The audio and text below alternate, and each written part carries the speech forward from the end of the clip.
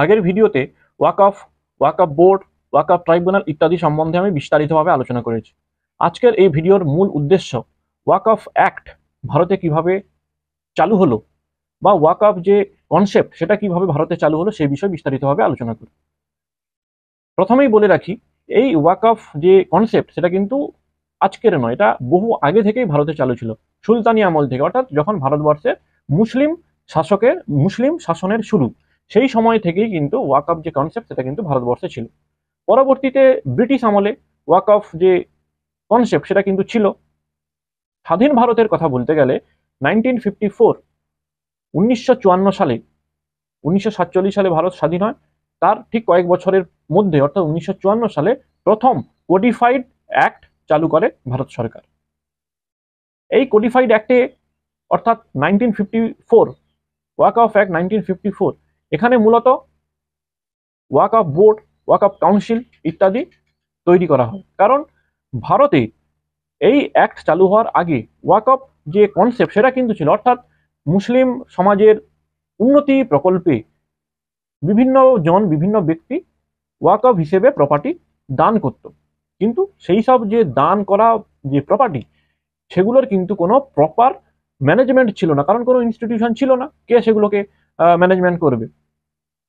সুতরাং সেখানে এই যে প্রপার্টিগুলো যে হতো ওয়াকফ প্রপার্টি, সেখানে কোনো ব্যক্তি নিজের স্বার্থে কিন্তু ব্যবহার করতে থাকতো। সেই সব বিষয়ে পর্যালোচনা করে ভারত সরকার কিন্তু 1954 সালে ওয়াকফ বোর্ড, ওয়াকফ কাউন্সিল ইত্যাদি তৈরি করলো, যারা কিনা ওয়াকফ যে প্রপার্টি সেই প্রপার্টিটাকে প্রপার ম্যানেজমেন্ট করতে পারবে। কালের নিয়মে বা সময়ের সাপেক্ষে কোনো একটা অ্যাক্ট তার অ্যামেন্ডমেন্টের প্রয়োজন পড়ে, কারণ 1954 সালে ভারতবর্ষের যে পরিবেশ পরিস্থিতি ছিল সেটা নিশ্চয়ই আজকের নেই, 2025 সালে নেই। সুতরাং প্রত্যেকটা অ্যাক্টের অ্যামেন্ডমেন্ট প্রয়োজন পড়ে সময়ের সাপেক্ষে। ওয়াকফ অ্যাক্ট 1954ও কিন্তু একাধিকবার অ্যামেন্ডমেন্ট হয়েছে।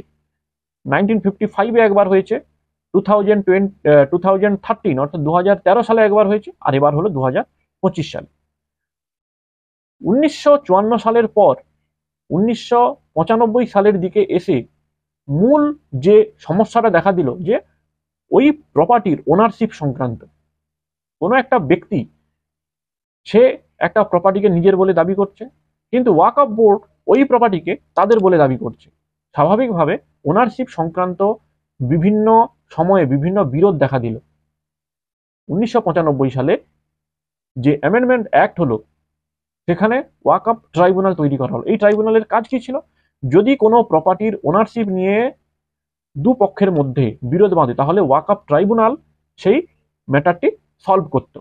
স্বাভাবিকভাবে এই ওয়াকফ ট্রাইব্যুনালের যে পাওয়ার সেটা কিন্তু অনেকটা বেড়েও গেল বলা যায়। তাছাড়া আর কি হলো, এতদিন পর্যন্ত কোনো একটা প্রপার্টি যদি ওয়াকফ বোর্ড ওই প্রপার্টিকে তার নিজের বলে দাবি করতো, ওয়াকফ বোর্ড যদি নিজের বলে দাবি করতো, তাহলে ওয়াকফ বোর্ডকেই কিন্তু প্রমাণ করতে হতো যে এই প্রপার্টিটি ওয়াকফ বোর্ডের। কিন্তু 1995-এ যে অ্যামেন্ডমেন্ট অ্যাক্ট হলো, সেখানে কিন্তু এই রুলটাকে চেঞ্জ করে বলা হলো, কোনো ব্যক্তি যদি কোনো প্রপার্টির উপরে নিজের অধিকার দাবি করে, তাহলে তাকে 1 বছরের মধ্যে ওয়াকফ ট্রাইব্যুনালে যেতে হবে এবং সেখানে ডিসাইড হবে যে ওই প্রপার্টিটি ওয়াকফ বোর্ডের নাকি ওই ব্যক্তিটির, 1 বছরের মধ্যে। আর যদি ওই ব্যক্তি প্রপার ডকুমেন্ট না নিয়ে 1 বছরের মধ্যে ওয়াকফ ট্রাইব্যুনালে যায়, তাহলে ধরে নেওয়া হবে যে ওই প্রপার্টিটি ওয়াকফ বোর্ডের। এটা ছিল 1995 অ্যামেন্ডমেন্ট অ্যাক্ট। এরপরে যে অ্যামেন্ডমেন্ট অ্যাক্ট হলো সেটা 2013। এখানে মূলত কি কি বিষয়গুলো দেখা হয়েছিল, এখানে যে ওয়াকফ ট্রাইব্যুনাল তার কিন্তু পাওয়ার বাড়ানো হয়েছিল। পাওয়ার বাড়িয়ে বলা হলো যে ওয়াকফ ট্রাইব্যুনাল যদি কোনো ডিসিশন দিয়ে দেয় সেটাই ফাইনাল। মানে বিশেষ কিছু কিছু ক্ষেত্র ছাড়া ওয়াকফ ট্রাইব্যুনালের যে ডিসিশন সেটাকে কেউ চ্যালেঞ্জ করতে পারবে না হাইকোর্ট কিংবা সুপ্রিম কোর্টে। তাহলে দেখুন, ওয়াকফ ট্রাইব্যুনাল যেই ডিসিশন দেবে সেই ডিসিশন কিন্তু সবাইকে মানতে হবে। আর একটা জিনিস করা হয়েছিল, ওয়াকফ বাই ইউজার, এই কনসেপ্টটা কিন্তু ওয়াকফ অ্যামেন্ডমেন্ট অ্যাক্ট 2013-এ কিন্তু আনা হয়েছিল। যদি ওয়াকফ বোর্ড বলে যে কোনো একটা প্রপার্টি বহুকাল ধরে মুসলিম সম্প্রদায় ব্যবহার করে আসছে, তাহলে ওই প্রপার্টিটি অটোমেটিক ওয়াকফ বোর্ডের আন্ডারে চলে যাবে। উইথাউট ডকুমেন্টেশন, মৌখিকভাবে যদি বহুকাল ধরে ব্যবহার করে থাকে, যেরকম আমাদের এখন তাজমহল, বহু যুগ ধরে ওটা মুসলিম সম্প্রদায়ের তৈরি করা, মুসলিম সম্প্রদায় বেসিক্যালি ব্যবহার করে আসছে, সুতরাং ওটা কিন্তু ওয়াকফ বোর্ডের আন্ডারে চলে গেছে। এরকম একাধিক প্রপার্টি রয়েছে। এই কনসেপ্টটা কিন্তু ওয়াকফ অ্যামেন্ডমেন্ট অ্যাক্ট 2013 আনা হয়েছিল। এর মাঝখানে ভারত সরকার 2005 সালে সাচার কমিটি গঠন করেছিল। এই সাচার কমিটির কাজ ছিল মূলত 1995 যে অ্যামেন্ডমেন্ট অ্যাক্ট তৈরি করা হয়েছিল, সেই অ্যাক্ট করার পর ভারতের মুসলিম সমাজের আদৌ কিছু উন্নতি হচ্ছে কি হচ্ছে না। কারণ ডাটা বলছে ভারতবর্ষের 20 কোটি, কম বেশি 20 কোটি মুসলিম পপুলেশন, তার মধ্যে 40% বিলো পভার্টি লাইনের নিচে রয়েছে, অর্থাৎ দারিদ্র সীমার নিচে রয়েছে 40%-এরও বেশি মুসলমান। তাহলে এত কিছু সুবিধা থাকা সত্ত্বেও, এত প্রপার্টি থাকা সত্ত্বেও ওয়াকফ যে কনসেপ্ট, সেটা কিন্তু মূলত মুসলিম সমাজের উন্নতি প্রকল্পে ব্যবহার করা হবে ওয়াকফ প্রপার্টি। তারপরেও কেন এত শতাংশ মুসলিম, এত শতাংশ মুসলমান সম্প্রদায়ের মানুষ বিলো পভার্টি লাইনের নিচে রয়েছে, সেই বিষয়ে তদন্ত করার জন্য রিপোর্ট একটা চাওয়া হয় সাচার কমিটির কাছে। সেই রিপোর্ট কিন্তু শকিং। ডাটা বলছে যে সাচার কমিটি যে রিপোর্ট দেয়, সেই রিপোর্ট অনুযায়ী ওয়াকফ বোর্ডের আন্ডারে রয়েছে প্রায় 4.9 লাখ প্রপার্টি, অর্থাৎ প্রায় 5 লক্ষ প্রপার্টি রয়েছে ওয়াকফ বোর্ডের আন্ডারে, এবং যার মার্কেট ভ্যালু 1.2 লাখ কোটি টাকা।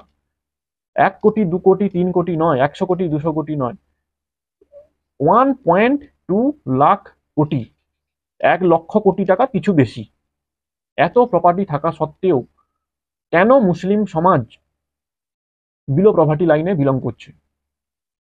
সাচার কমিটি রিপোর্ট বলল যে এই প্রপার্টিটি ওয়াকফ বোর্ডের আন্ডারে রয়েছে, কিন্তু খাতায় কলমে ওরা দেখাচ্ছে যে তাদের ওইসব প্রপার্টি থেকে বার্ষিক আয় 163 কোটি টাকা, মাত্র 163 কোটি টাকা।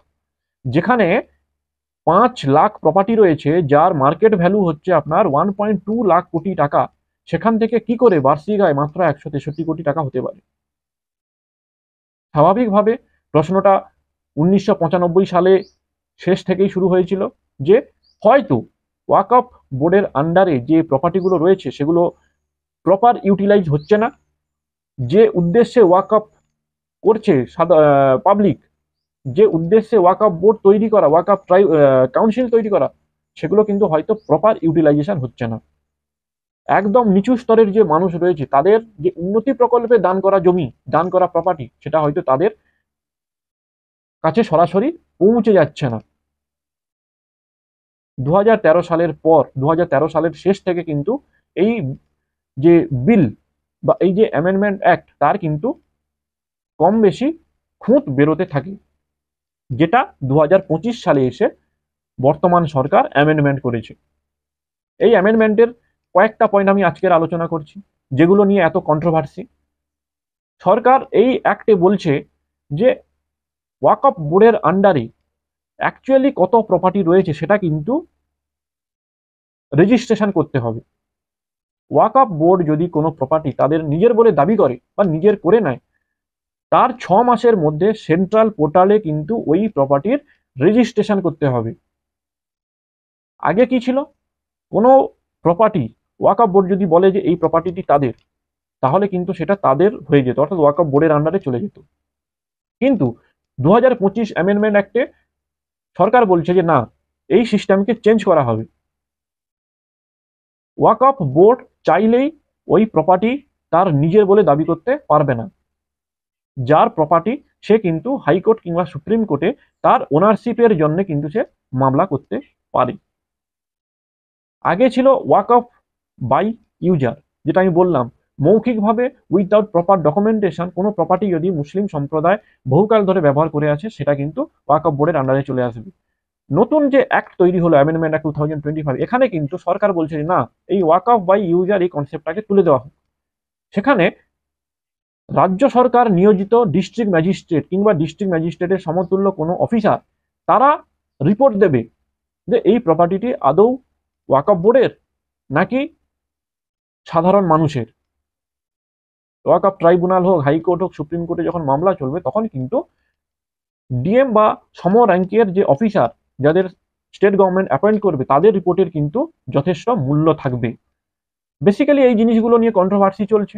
হ্যাঁ, আর একটা, ওয়াকফ বোর্ডে নতুন আইন অনুযায়ী অমুসলিম সম্প্রদায়ের ব্যক্তিরাও কিন্তু থাকতে পারবে, যেটা নিয়ে মাননীয় সুপ্রিম কোর্ট কিন্তু ইতিমধ্যে স্টে দিয়েছেন।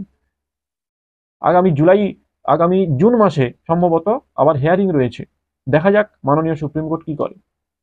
আজকের ভিডিও এই পর্যন্ত। আজকের ভিডিওতে মূলত আলোচনা করেছিলাম যে ওয়াকফ অ্যাক্ট কিভাবে প্রথম থেকে ভারতবর্ষে চালু হয়েছিল। আমি পরবর্তী ভিডিওতে পার্টিকুলার এই 2025 অ্যামেন্ডমেন্ট অ্যাক্টে কি কি অ্যামেন্ড হয়েছে সেই বিষয়ে কিন্তু আমি একটা আলাদা ভিডিও বানাবো।